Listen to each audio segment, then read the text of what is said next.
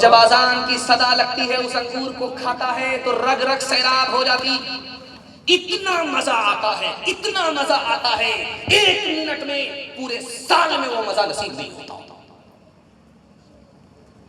लेकिन इससे भी बड़ा मजा कहां नसीब होगा मुसलमानों को बताने के लिए जा रहा हूं। जिस वक्त सोने का वक्त है उस वक्त आप लोग जलसा सुन रहे हैं, आपकी रात इबादत में लिखी जा रही है। आपके लिए दिल से दुआ करता हूं अल्लाह आपकी हर मुश्किल को आसान फरमाए। आमीन।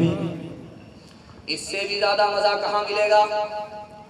जब आदमी जन्नत में पहुंचेगा, जन्नत को देखेगा, ठंडी हो जाएगी, जन्नत की नेमत को खाएगा, बेचैन दिल करार पालेगा, लेकिन फिर भी मजा नहीं आएगा। मजा कब आएगा? जब जन्नत का बनाने वाला खुदा सामने आएगा, उसकी खूबसूरती को आंख से देखेगा, दीदार होगा, जन्नत को भी भूल जाएगा, जन्नत की नेमत को भी भूल जाएगा। एक बहरा आदमी बीमार की खैरियत लेने के लिए आया।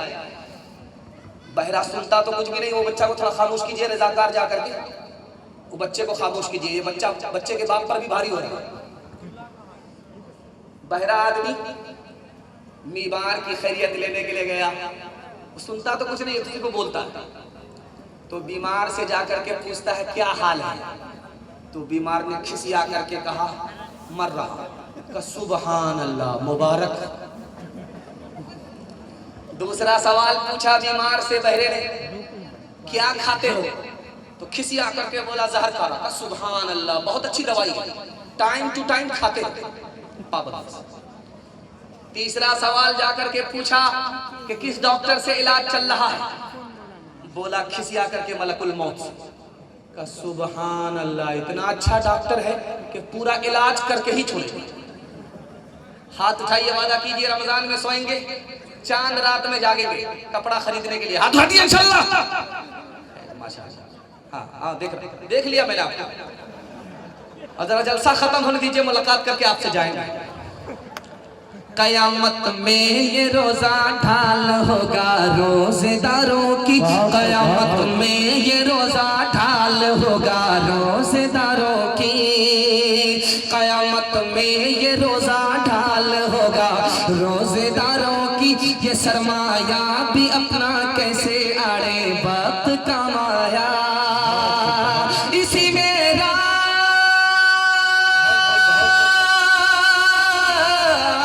इसी में रात काई हजारों माह से अफजल कि जिसमें चश्मे रहमत से बंदों को सलाम आया।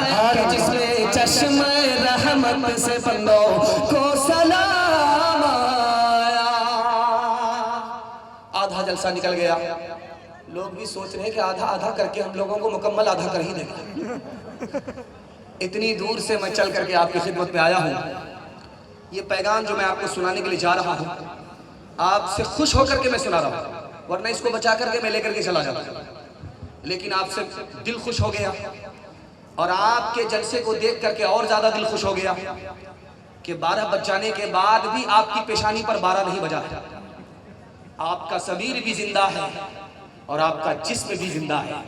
अल्लाह आपको ईमान से, कुरान से जिंदा फरमाए। आमीन। ध्यान से सुनिएगा, तेजी के साथ निकल जाएगा। मैं आपसे एक बात कहने के लिए जा रहा हूं, कुछ याद रहे या ना रहे, मगर इसको याद करके ले जाइए। आपके हाथ पर भी पैसा होगा, जेब में भी पैसा होगा, घर में भी पैसा होगा। जरूरत खत्म हो जाएगी, पैसा खत्म नहीं होगा, गारंटी है। हाथ में भी पैसा, जेब में भी पैसा, घर में भी पैसा। जरूरत खत्म मगर पैसा खत्म नहीं। इसके लिए मगर आपको 2 काम करने हैं। पहला काम हलाल कमाना। अगर हराम कमाते हैं मैं गारंटी वापस ले जाऊं। और दूसरा काम हिसाब से खर्च करना है। थोड़ा पैसा है, थोड़ा खर्च करना है। पैसा है नहीं दूसरे को देख करके, दिखा करके पैसे को उड़ाना नहीं है, बहाना नहीं है। 1 साल हलाल कमा करके दिखाइए, 1 साल हिसाब से खर्च करके दिखाइए। मसनद रसूल पर गारंटी लेता हूँ, हाथ पर भी पैसा होगा, जेब में भी पैसा होगा, घर में भी पैसा होगा। जरूरत खत्म हो जाएगी, पैसा खत्म नहीं। खुदा किस पर ज्यादा मेहरबान, आपको सुन करके बड़ा दिल खुश होगा। अमीर पर वो ज्यादा मेहरबान है कि गरीब पर ज्यादा मेहरबान, आपको सुन करके बड़ी खुशी होगी। जब अमीर खुदा के पास आएगा तो खुदा पूछेगा माल के बारे में, कहां कहां से कमाया था, कहां कहां खर्च किया। जब तक जवाब नहीं आएगा, हिसाब नहीं देगा, एक इंच हिल नहीं सकता। कुर्बान जाइए, खुदा कितना मेहरबान गरीब पर होता है।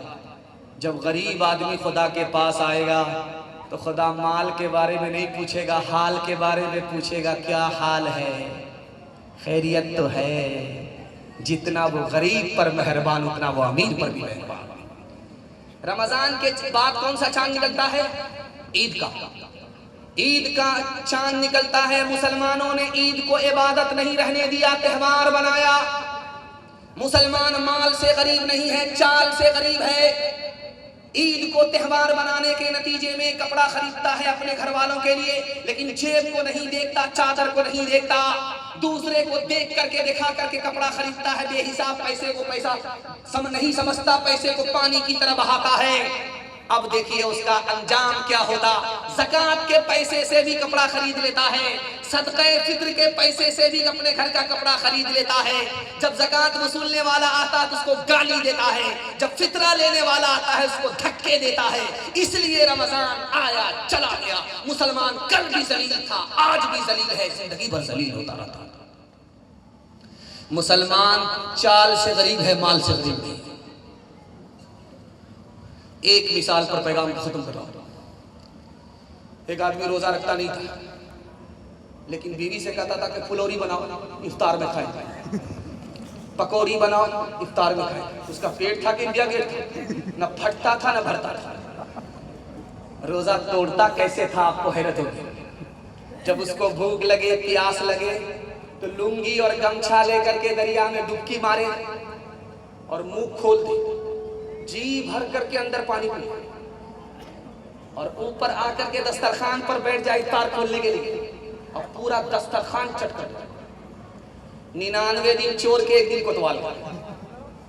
आदत के मुताबिक जैसे ही डुबकी लगाई, मुंह खोला, पानी जाने के बजाय मछली चली गई, टिंगड़ा मछली। अब दायां काटा दाईं तरफ, बायां काटा बाईं तरफ, मुंह बा दिया। जब ऑपरेशन के लिए डॉक्टर के पास लाया गया तो डॉक्टर ने कहा किस मनहूस को लेकर के आया? अगर आदमी सोएगा मुंह खोलेगा तो मक्खी जाएगी, ये मछली कैसे चली गई? तब समझ में आया कि ऊपर से ठीक ठाक था, नीचे से मकामा घाट था। हाथ उठाइए, वादा कीजिए, अमीरों को लूटेंगे, गरीबों में बांटेंगे इंशाअल्लाह। जो खुदा से नहीं मिला ससुर से लेंगे, हाथ उठाइए इंशाअल्लाह। बरसों राम धड़ाके से बुढ़िया मर गई फाके से, बुढ़िया मर गई फाके से। झूठे टुकड़े खाकर बुढ़िया तब तक पानी पीती थी। मरती है तो मर जाने दो, पहले भी कब जीती थी, पहले भी कब जीती थी। जय हो पैसे वालों की,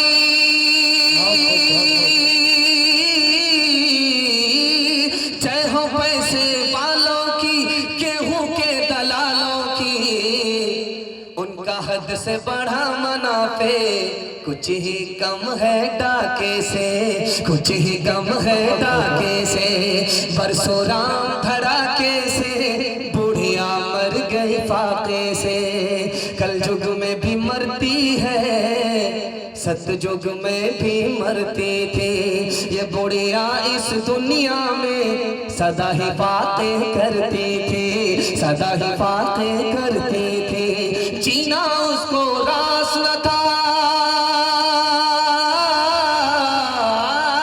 जीना उसको रास न था, पैसा उसके पास न था। उसके घर को देख के लक्ष्मी मुड़ जाती थी नाके से, मुड़ जाती थी नाके से।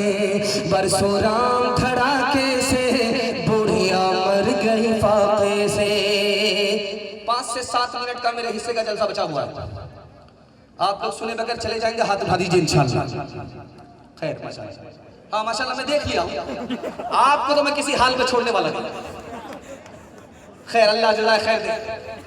ध्यान से सुनिएगा, मर्दों का मजमा यहाँ है और कहीं पर्दे के पीछे छुपा हुआ औरतों का मजमा। इसको सामने रखिएगा, औरतों के हवाले से पैगाम आ रहा है। बिल्कुल 5-7 मिनट में आपका जलसा निकल रहा है।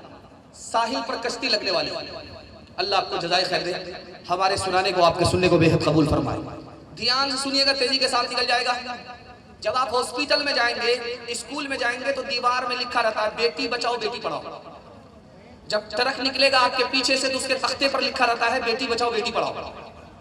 लेकिन आपने कहीं देखा है बेटा बचाओ बेटा पढ़ाओ? कहीं नहीं। बेटी बचाओ बेटी पढ़ाओ ये कहीं नहीं लिखा है, बेटा बचाओ बेटा पढ़ाओ। क्यों? ये राज आप सुनिए, ऐसा क्यों लिखा जाता है। इस हिंदुस्तान में एक साल में 10 लाख लड़कियों को मार दिया जाता है। ये मारने वाले घर के बाहर के लोग हैं, बाहर के लोग नहीं हैं, घर के लोग हैं। माँ बाप हैं, बच्चों को कैसे मारते, बेटों को नहीं मारते, बेटियों को मारते हैं, जिंदा मार देते हैं। कैसे? अल्ट्रासाउंड मशीन में बता दिया कि माँ के पेट में बेटा है, आने दो, बरकत आ रही है। ई कदर आ कदर, ई कदर आ कदर, ई कदर आ कदर। 1 दर्जन आ गया, न माँ घबरा रही है, न बाप परेशान है, बरकत आ रही है। जैसे ही अल्ट्रासाउंड मशीन ने बता दिया कि पेट में बेटी है, तो बाप कहता है जल्ले तू जलाल तू, इस बला को टाल। इंजेक्शन के जरिए से, दवाई खिलाने के जरिए से पेट से गिरा दिया गया। उस मासूम की जान चली गई। लड़की होना जुर्म था, माँ बाप ने सजा दी। 1 साल में 10 लाख लड़कियों की जान चली गई, माँ बाप ने ली। इसलिए लिखा रहता है बेटी बचाओ बेटी पढ़ाओ। सरगाड़ करके बैठा हुआ था, उधर से नर्स ने आकर के खबर दिया कि तुमको बेटा हुआ है। सरगाड़ करके बैठा हुआ था, खबर क्या आई कि तुम्हारे घर में बेटा हुआ है। सरगाड़ करके बैठा हुआ था, बेटा का नाम सुनकर के सर उठाता, सीना तानता है, आसमान की तरफ देख रहा है कि कहीं जिब्रील वही लेकर के तो नहीं आ रहा। बेटा का नाम सुनकर के सीना चौड़ा हो गया और सर उठा करके बैठा हुआ था। नर्स ने आकर के बताया कि तुमको बेटी हुई है। बेटी का नाम सुनकर के ऐसा सरगाड़ करके बैठ गया कि सीधा मक्का पहुंच गया। अब हज किए बगैर वापस आने वाला नहीं। ये दूसरा सितम है। तीसरा सितम दिखाने के लिए जा रहा हूं। बेगूसराय से लोग जाते हैं हज करने के लिए, बरौनी से जाते हैं लोग हज करने के लिए। जानते हैं कैसे जाते हैं? हज में जाने से पहले बेटी को नहीं बुलाते, बेटा को बुलाते। कान में कहते हैं बेटा मैं जा रहा हूं, पता नहीं जिंदा आऊंगा या जनाजा उठेगा, मेरे इतना पैसा अकाउंट बैलेंस में है, सबके मालिक तुम हो, जमीन के मालिक तुम हो, मकान के मालिक तुम हो। बेटे को सब कुछ बना करके, सब कुछ दे करके, दिला करके चला गया। जब वापिस आता है तो बेटी को बुलाता है, खजूर का तबर्रुक देता है कि बेटी मदीने से लेकर के तुम्हारे लिए आया, ये जमजम मक्का से लेकर के आया हूं। जब जा रहा था तो बेटी को पूछा तक नहीं, सबका मालिक बना दिया बेटे को। और छोटा सा तबर्रुक क्या दे रहा है? बेटी को दे रहा है। लिखने वाले ने लिखा कि हज भी कबूल नहीं, जन्नत में जाने की गारंटी। आखिरी नमूना आपकी खिदमत में रखता हूं, ध्यान से सुनिएगा। इधर बेटी का बाप है, उधर बेटे का बाप है। बेटे का बाप कहता है बेटी के बाप के समधी से कि समधी नीचे से तो सब कुछ आप दे रहे हो, ऊपर से भी कुछ बढ़ा दीजिए। अब उसका दिमाग चकरा गया कि गाड़ी दे रहा हूँ, पैसा दे रहा हूँ, सामान दे रहा हूँ, सब कुछ नगद दे रहा हूँ, हमारा तो कुछ दे ही नहीं रहा। महर है तो वो भी उधार है, कब देगा ये भी कुछ तय नहीं। ऊपर से क्या बढ़ाने के लिए बोल रहा है? तो बेटी का बाप बेचारा घबरा करके कहता है हाजी साहब मैंने कुछ समझा नहीं कि नीचे से दे रहे हैं, कुछ ऊपर बढ़ा दीजिए। तो खिसिया करके कहता है कि आप इतनी बात को भी नहीं समझते, नीचे से तो सब कुछ दे रहे हैं, ऊपर से बढ़ा दीजिएगा, यानी 100 गाड़ी बारात लेकर के आऊंगा, तेल का पैसा भी आपको देना है, दोबारा खर्च भी आपको देना है, हलवाई की दुकान नाना जी का फातिहा। हाथ उठाइए, वादा कीजिए अपनी शादी में और अपने बेटे की शादी में खुदा पर भरोसा करेंगे, कोई डिमांड नहीं करेंगे। हाथ उठा दीजिए इंशाल्लाह। अच्छा आपने गौर किया, जिनकी शादी हो गई वो लोग भी हाथ उठाए। अगर ये चैनल वाले इनकी बीवी तक इनका हाथ पहुंचा दे तो बीवी इनको जहर घोल करके कहां पहुंचाएगी? ऊपर पहुंचा देगी कि नहीं पहुंचाएगी? कितना सच है कितना झूठ है,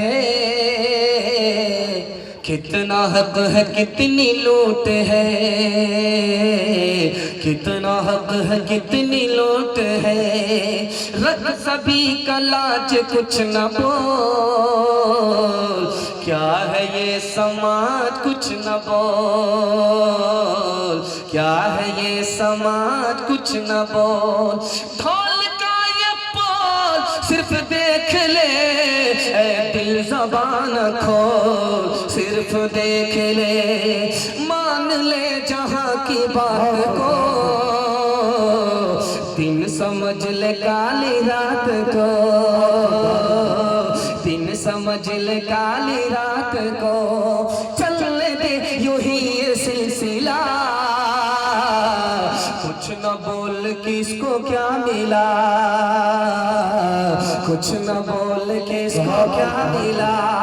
तराजुओं का झोल सिर्फ देख ले ऐ दिल ज़बान खोल, सिर्फ देख ले ऐ दिल ज़बान खोल, सिर्फ देख ले। जवानों के हवाले से पैगाम, ज़हमत तमाम हमारे जवान सुनने के लिए यहाँ से लेकर के वहां तक तैयार, जोश के साथ हाथ उठाइए इंशाअल्लाह। बूढ़े लोग गलती से हाथ मत उठाइए, आप लोग सीधा जन्नत में जाकर के जवान होंगे, हूर से आपका जरूर निकाह होगा, लेकिन यहाँ कोई चांस नहीं। दो आदमी की रमजान में मगफिरत नहीं होती, इसको ध्यान से सुनिएगा। 3 मिनट का जिस पे जलसा बाकी रह गया, सिर्फ 3 मिनट। 2 आदमी की माफी नहीं होती। कितना बड़ा पापी हो सकता है कि इस जलसे में भी हो, इतना बड़ा पापी, इतना बड़ा गुनहगार हो सकता है कि इस जलसे में भी हो, उसकी माफी नहीं होती, मगफिरत नहीं होती। रमजान आया चला गया, सबकी माफी हो गई, उसकी माफी नहीं हुई। जानते हैं कौन है वो? जो जिना करता है, मुंह काला करता है, रमजान आने के बाद भी तौबा नहीं करता। जब जिना करता है तो सीने से ईमान निकल करके सर पर छतरी बन जाता है। अगर उसी हालत में मौत आ जाए तो बगैर ईमान के दुनिया से जाना पड़ता है। दूसरा पापी, रमजान आ गया, उसने माफी नहीं मांगी, तौबा नहीं किया, दारू पीता है। दारू पीने के नतीजे में जब हलक के नीचे दिल के अंदर दारू पहुंचती है, खौफे खुदा निकल जाता, जबान से उसके कुफ्र का जादू सर चढ़ करके बोलता है। ये इतना बड़ा पापी है, रमजान आया चला गया, उसकी माफी नहीं। तकिया पर जब सर जाए तो एक बात गौर कीजिएगा, रमजान में शैतान कैद है, फिर भी गुनाह हो रहा है। गुनाह कैसे होता है? शैतान की वजह से जिना करता था, शैतान की वजह से दारू पीता था। रमजान में शैतान कैद है, फिर भी गुनाह कैसे हुआ? जिना कैसे किया? दारू कैसे पिया? ये राज आपको बता रहा हूं। शैतान तो कैद है, नफ्स आजाद है। रमजान में दारू पी रहा इस नफ्स की वजह से, रमजान में जिना कर रहा इस नफ्स की वजह से। कैसे? आपको मिसाल दे रहा हूं। बाजार जाइए बेगूसराय, बाजार जाइए बरौनी, आप देखेंगे लोहार होता है, उसकी भाटी होती है, भट्टी जलती है, लाल सुर्ख जब वो भट्टी हो जाती है उसमें लोहा डाला जाता है। लोहा जब बिल्कुल लाल हो जाता है तो उसको निकाला जाता है। बगल में बाल्टी होती है, ठंडा पानी होता है। उस लोहे को, लाल सुर्ख लोहे को जैसे बाल्टी में डाला, छन से भरा, और जब उसकी लाली खत्म हो गई तो उस लोहे को निकाल करके उस पर हाथ रखा तो गर्मी महसूस होती है। 11 महीना जिना करता रहा, 11 महीना शराब पीता रहा, उसका असर बाकी रह गया। रमजान आया चला गया, इस पापी की मग़फ़िरत नहीं हुई, माफी। 3 गुनाहों में सबसे बड़ा गुनाह कौन है? एक मिसाल मैं हाथ जोड़ करके अपने जलसे के नौजवानों से कहता हूं, ये रमजान आ रहा, आप तौबा कर लीजिए। 2024 खराब गया, इंशाअल्लाह 2025 आपका अच्छा हो जाएगा।